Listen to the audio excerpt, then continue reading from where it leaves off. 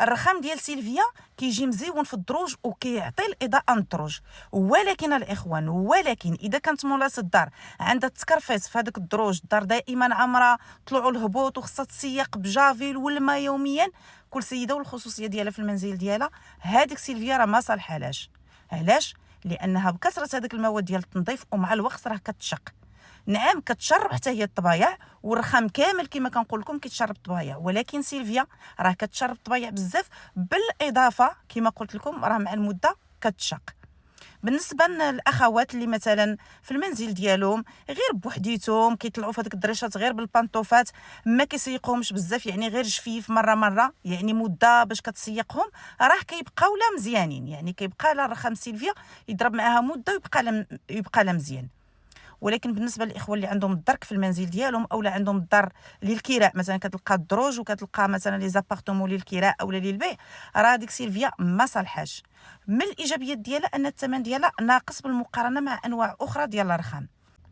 اذا الاخوان اللي كانوا باغيين يديروا سيلفيا غير حيت الثمن ديالها ناقص ولكن متخوفين منها، لان الاستعمال ديال الدروج عندهم بكثره، ممكن انكم ديروا الرخام ديال المغرب. كاينه كري زايان، كاينه كري تيفلت، كاينه كري بن سليمان، كاينه كري فيولي، راه كيجيو مزيانين وصحاحين، يعني كيصبروا ما كيتشقوش، بالاضافه ان الثمن ديالهم تقريبا نفس الثمن ديال سيلفيا.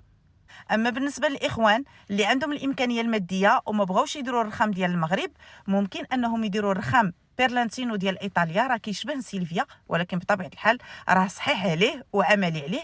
وايضا كاينه كريمه مارفيل، وايضا كاينه الرخام ديال البرتغال، حتى هو كيجي زوين بزاف وصحيح وما كيبانش فيه الاوساخ. وايضا كاينه ايبيزا وكاينه بلون كارارا، غير هو ايبيزا وبلون كارارا كما كتعرفوا كيتشرب الطبايع دغيا ومع اللون ديالو فاتح، ولكن الصراحه كيجي روعه في الدروج.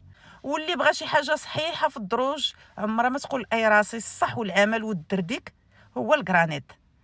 هو من الناحيه الجماليه كيجي اقل من الرخام، ولكن اش غادي نقول لكم، راه الصح والعمل خصوصا بالنسبه للاخوان اللي كيديروا المشاريع هكا، مثلا كيبني واحد الاقامه وكيكري هذاك لي زابارتمون ولا كيبيعهم، اولا كيكون مثلا تما غادي يكري الطبيب، غادي يكري المحامي، والناس غادي يطلعوا يهبطوا بزاف. في هذه الحاله هذه كنصح انه يدار الكرانيت في الدروج، ما يدارش الرخام.